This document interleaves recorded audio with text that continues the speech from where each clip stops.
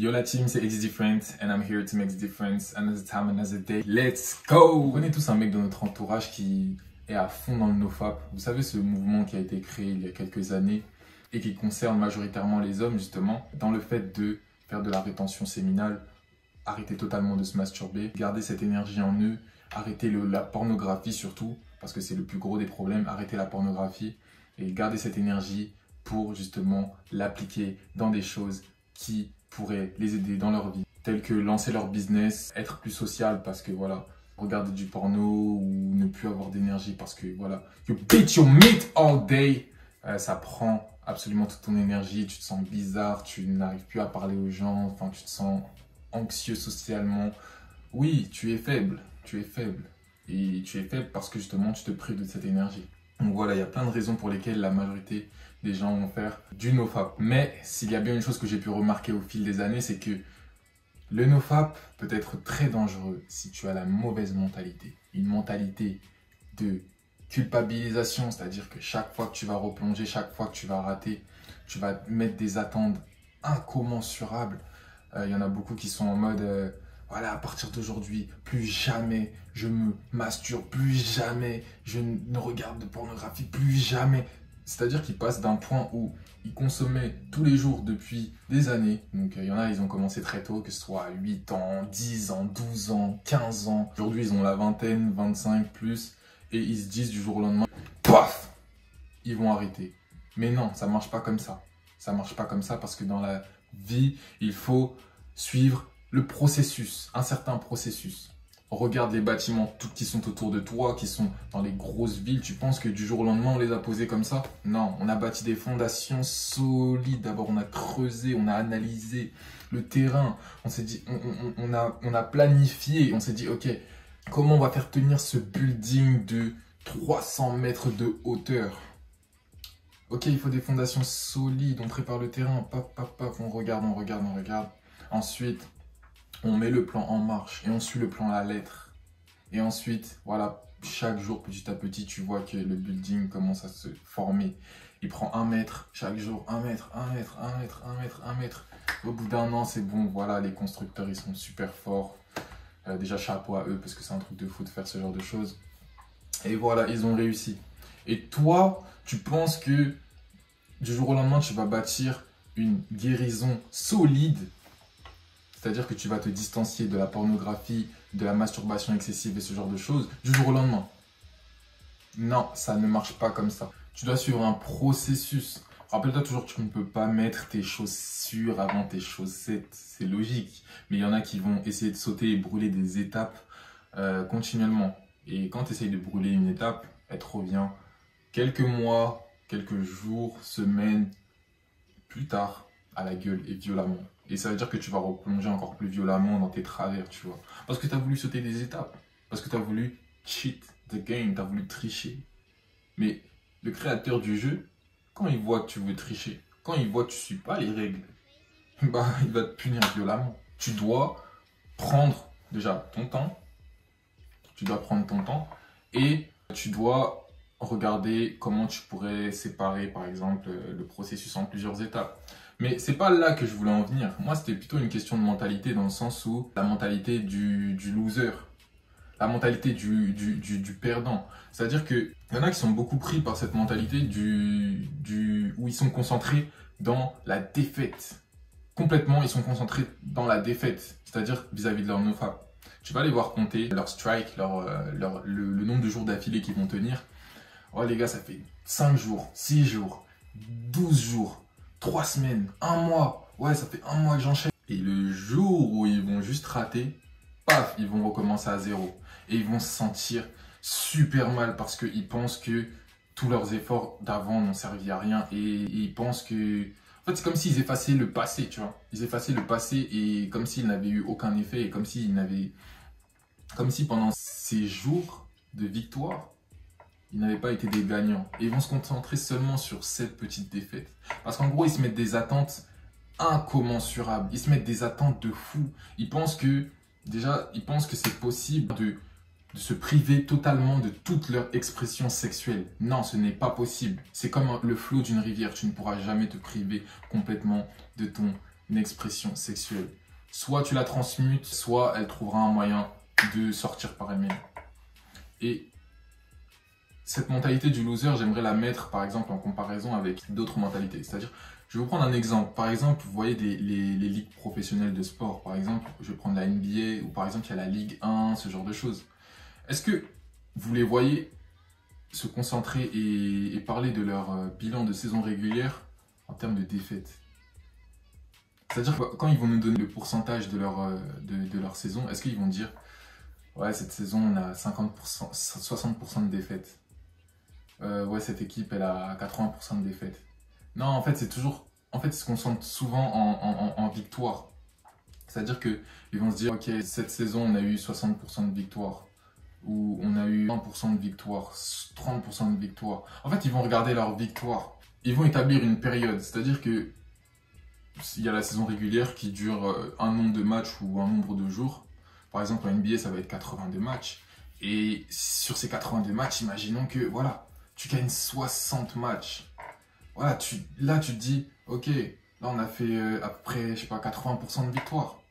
Et c'est comme ça qu'ils gagnent. Et même s'ils ont eu 20 défaites, 22 défaites, ils ont eu 22 défaites. Ils n'ont pas aimé ces défaites. Mais ils vont pas se concentrer dessus. Parce qu'ils se concentrent sur leur victoire, le nombre de victoires qu'ils peuvent avoir. Et pour la saison suivante, ils vont se dire, ok, là, on va essayer d'avoir plus de victoires. Ils savent qu'ils auront des défaites. Ils le savent d'avance. Il y aura toujours des mauvais jours. Il y aura toujours des imprévus. Ils savent qu'il y aura des défaites. Mais eux, ils se concentrent sur la victoire. Ils font de leur mieux pour éviter la défaite, bien sûr. Mais en se concentrant justement sur la victoire. Sur les jours de victoire. Qu'est-ce que j'ai bien fait? Comment je peux faire mieux? Et ils vont se concentrer sur leur jour de victoire. Et toi, en fait, à ta mentalité vis-à-vis du nofap, tu pourrais appliquer. C'est qu'une suggestion. Ma vérité n'est pas la vérité de tous. C'est-à-dire que je te propose une manière de voir les choses. Mais sur ton nofap, tu pourrais te dire, ok, et si je prenais une période, par exemple, on va dire 3 mois. 3 mois, c'est la durée d'une saison. Imaginons que tu vas prendre du 1er janvier au 31 mars. Ok? Du 1er janvier au 31 mars, ça fait 90 jours environ. Tu vas passer cette période et tu vas faire ton bilan. Tu vois que, ok, là, j'ai relapse 10 fois. 10 fois sur 90 jours. Si tu as la mentalité du loser, c'est 10 fois où tu as relapse, c'est 10 fois où tu as été vraiment dans le mal. Tu as été vraiment, oh mon Dieu, j'ai relapse, je suis qu'une merde, tu te sens mal avec toi-même et tu crées un cercle vicieux. Alors que si tu as la mentalité du gagnant, tu n'as pas le temps d'être attardé dessus. Tu essayes de voir rapidement, ok, qu'est-ce qui a pu me pousser à relapse? Tu essayes de voir s'il n'y a pas des causes qui t'ont mené à cet effet, des causes proches comme lointaines, tu vois. Parce que les causes, elles peuvent être proches, c'est-à-dire elles peuvent, voilà. Là, par exemple, imaginons, sur mon écran, il y a un truc assez olé olé, hop, ça va fuser directement et là, tu te retrouves sur un site. Mais il peut y avoir aussi des causes lointaines, c'est-à-dire qu'imagine, il y a 1 heure, 2 heures, 3 heures, tu as vu un truc sur ton téléphone ou dans la rue et ça a fait son cheminement dans ta tête et quelques heures après, tu penses qu'en fait, tu te retrouves juste comme ça dessus, mais non. C'est qu'il y a quelque chose qui a allumé la mèche quelques heures avant et tu te retrouves dessus. Bref, le vainqueur, lui, il n'aura pas le temps. Il n'aura pas le temps. Il se dit, ok, j'ai raté, mais j'ai raté aujourd'hui, c'est pas grave, je suis faillible, je suis un humain. Toutes les religions le disent, nous sommes faillibles. Ok, il faut l'accepter. Tu es faillible, tu es un humain. J'ai raté aujourd'hui, mais si j'ai échoué que 10 fois, ça fait quoi? Ça fait que j'ai gagné 80 fois. Donc, en soi, je suis un gagnant. Puisque pendant 80 jours, j'ai gardé cette énergie en moi. J'ai vivifié mon esprit, mon corps avec cette énergie. Mes cellules ont eu beaucoup plus d'énergie pour se guérir parce que j'ai gardé cette énergie sexuelle qui est la plus grande forme d'énergie que j'ai en moi. J'ai utilisé cette énergie, je l'ai transmutée pour pouvoir accomplir mes objectifs, que ce soit professionnels, éducatifs, que ce soit sociaux, parce que cette énergie me pousse à aller vers le monde, parce que voilà, tu as plus d'énergie en toi et tu veux partager cette énergie. Donc soit tu veux parler plus au monde, soit tu veux transmettre plus au monde, soit tu veux, voilà, tu veux t'étendre. Tu veux ne plus être enfermé avec toi-même parce que quand justement tu passes ton temps à te masturber dans ta chambre comme une bitch, bitch devant du porno, en train de regarder d'autres gens, en train de faire des choses, tu t'enfermes avec toi-même. Et tu te sens comme une merde. Et tu crées un cercle vicieux où t'es qu'une merde parce que, voilà, tu le fais, tu perds ton énergie. Ensuite, mentalement, tu te sens comme une merde.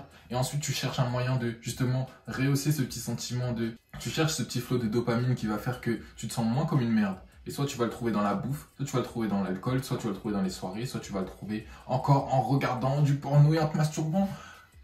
Et tu vas retomber face au même premier problème. Donc, tu te sentiras doublement comme une merde. Et encore et encore et encore et encore et encore.